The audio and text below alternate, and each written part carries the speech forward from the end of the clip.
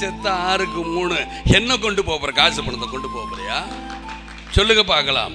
நீங்க கோடி கோடியா கொள்ளையடிச்சு ஊழல் பண்ணி சேர்த்து அந்த காசை கொண்டு போறீங்களா, இல்ல காசுல தான் எரிக்க போறீங்களா? சந்தன கட்டையால எரிக்கலாம், காசு இல்லை. காசு இல்லாத என்ன பண்ணுவீங்க? இல்ல புதப்பாங்க. வாரியில் கூட என்ன பண்ண, நீளம் 6க்கு 3 அதே வருஷம் குத்த வச்சு வைக்கலாம். இப்படி சும்மா 2 அடி போகுது, இதுக்குள்ள சொருங்க 3 அடிக்குள்ள.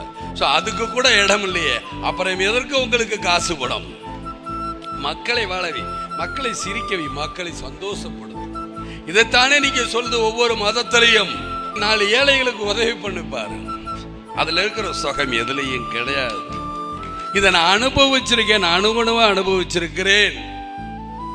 வீடு கட்டணும்னு நான் நினைப்பேன், வீடு கட்ட விட மாட்டாங்க.